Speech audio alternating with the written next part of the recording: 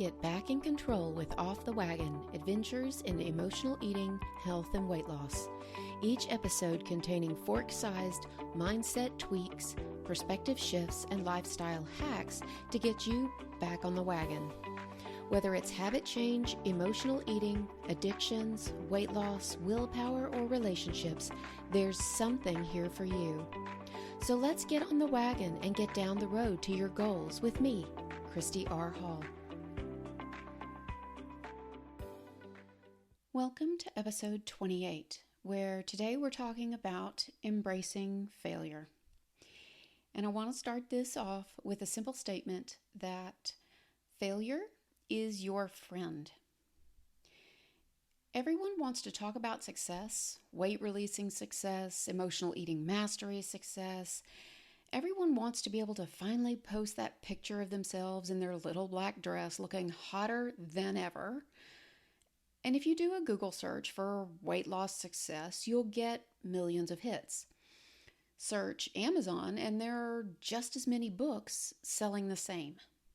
And this isn't necessarily a bad thing, but we do sometimes sort of assume that success means that we're happy and we're satisfied and that our needs are being met and that we're comfortable. And social media teaches us to believe success is the result of a formula or an equation, which takes some part talent, a part willpower, a few parts diligence and perseverance, with a dash or two of luck and chance thrown in. Now, the ratios vary from person to person, and that's what makes success so difficult to come by. But the truth is that the road to success isn't short, and it definitely isn't straight. What's more, success isn't really about succeeding. And what I mean is that you don't pave the way to success by succeeding. You do it with failure. And no one wants to talk about failure. People tend to avoid both the word and the concept, and we certainly don't take pictures of it and post it on our Instagram accounts, and I get it. No one likes to fail. It feels bad. When most people talk about failure, it's treated like it's a moral lesson, as if the person who failed is a perfect example of how not to do the things. And worse, it's often hinted that there's some sort of personal character flaw that's the cause of their failure. Not only is this false and damaging to our self-esteem, it perpetuates this myth that winners succeed with minimal effort, and there are those who are destined to win due to some divine blessing, while others are doomed to failure because of some cosmic curse. And the truth is that you must fail in order to succeed. Oscar Wilde said that experience is simply the name that we give for our mistakes. And this is true. We learn from our mistakes. Failing, messing up, falling off the wagon teaches us the lessons that we need to learn in order to reach our goals. The most successful people understand this, and yet, as dieting pros and emotional eaters, we somehow think this rule doesn't apply to us. Successful people internalize the lessons of their own mistakes, while we have a tendency to learn nothing from our mistakes and assume that we're weak-willed humans with incredible character flaws, and we learn nothing. Successful people use their learned lessons to get to where they are today. Real success is not a game, unless that game is learning from your mistakes and being persistent. You might be surprised to hear that many successful people are not just grateful for their past failures, but they attribute their present success to having tried and failed in the past. Real success comes from failing, often more than once. And it is in these moments of failure that we learn how to avoid mistakes in the future and successfully reach our goals. A majority of those overnight successes that you see on Facebook and Instagram with their super impressive before and after photos are actually months, if not years, in the making. And when you lay it out there side by side, sure, it may seem like it happened fairly quickly. When you're looking at the end result, it seems so easy, so effortless, and they seem so lucky, don't they? What they aren't showing you, though, and what you can't see, is everything that it took to get to that point. You don't see all of the tries, the failed attempts, all the times they struggled, just like you're struggling. You don't see the hundreds or thousands of times they fell off the wagon and had to get back up and try again. You can't see all the sweat, tears, and heartbroken moments of disappointment in that social media image. That's why it's easy to be a little jealous and to think that these people just got lucky or that it's just easy for them. The secret to success is to not let failure stop you. When you mess up, when you let yourself down, when things don't work out the way you'd hoped for or planned, you don't give up. Instead, you get up, you dust yourself off, and you try again. You learn from your mistakes, you gain experience, and you don't allow your disappointment to prevent you from regrouping and refocusing. And this really applies to any area of your life, not just weight-related issues or emotional eating. Use your mistakes and your shortcomings to your advantage. Use them to push yourself forward one more time. There's a famous quote attributed to Robert G. Allen, and it goes, "There is no failure, only feedback." And I think that in the realm of weight and emotional eating, it's particularly true, but also helpful. Learn from the mistakes you make and learn to embrace failure. The faster you fail, the faster you'll learn and get better.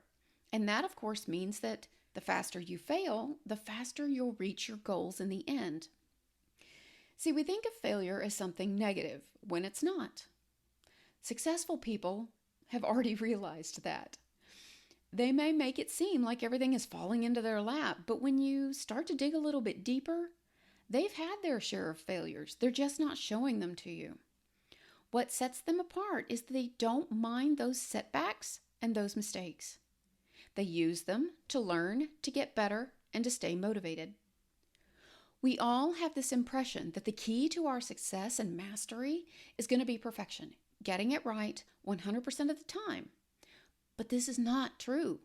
The key is to fail, understanding that failing is nothing more than recognizing that some part of your plan, as you were trying to implement it, didn't work for you.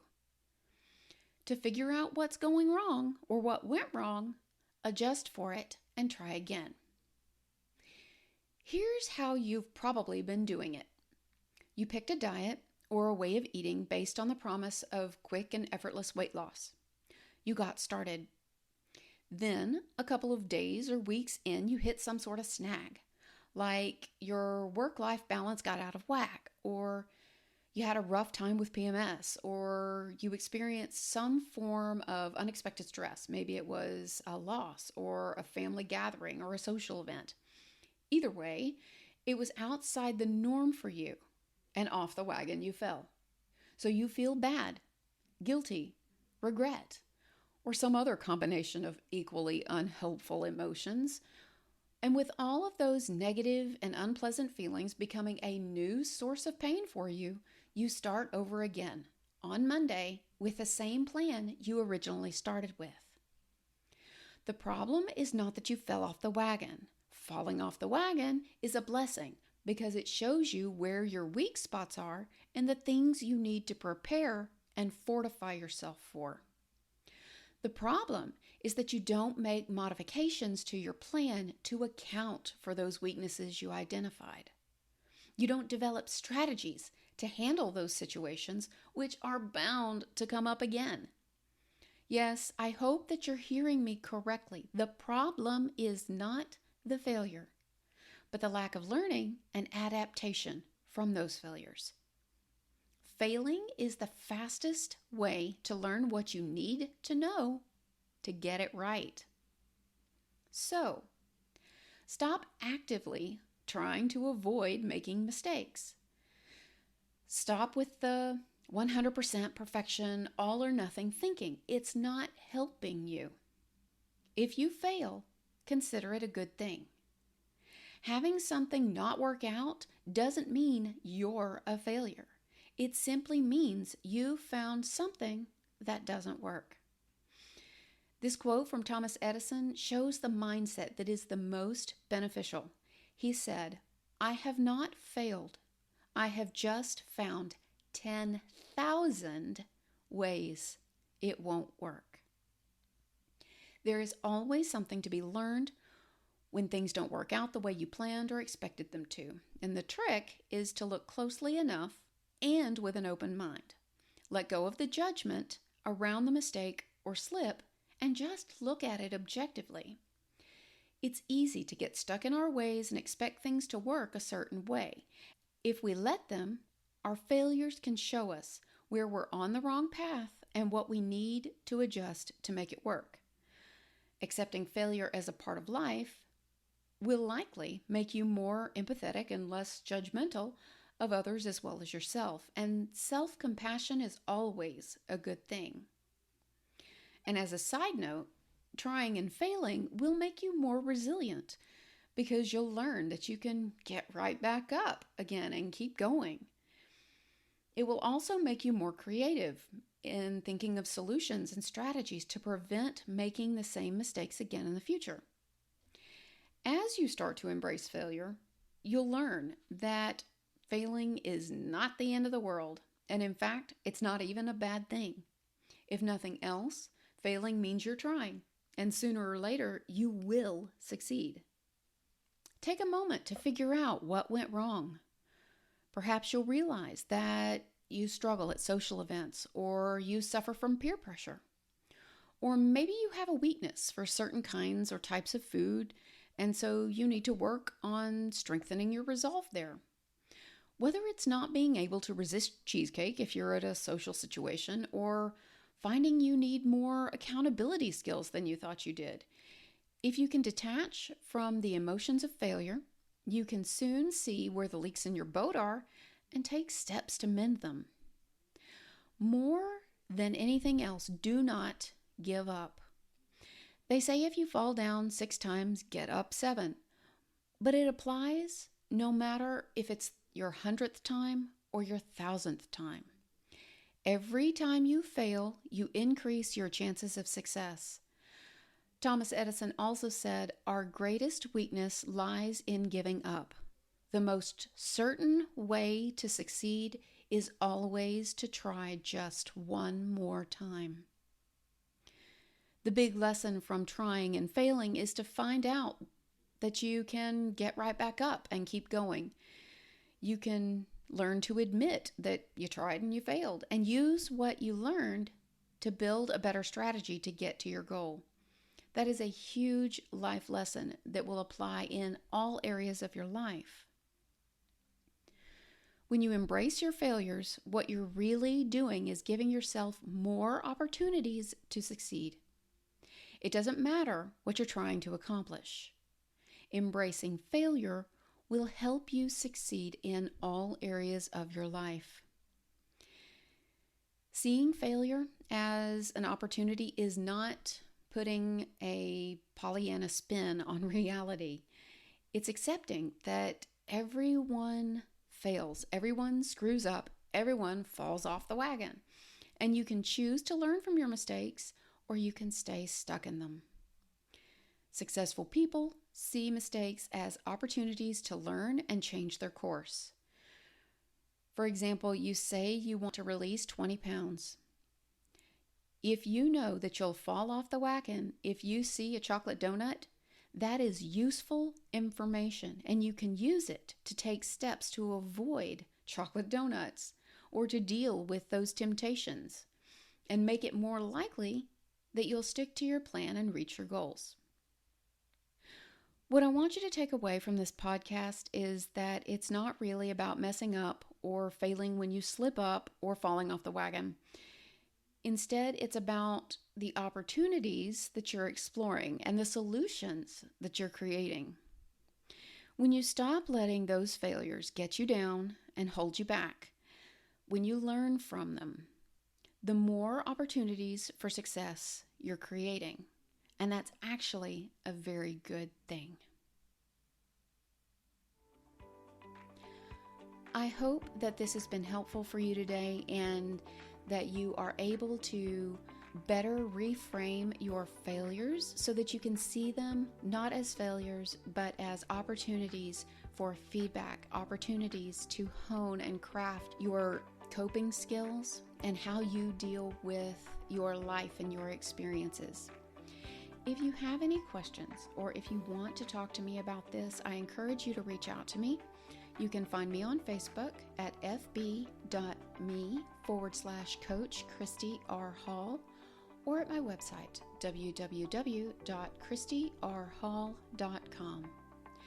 Thanks so much for listening in, and I'll talk to you soon.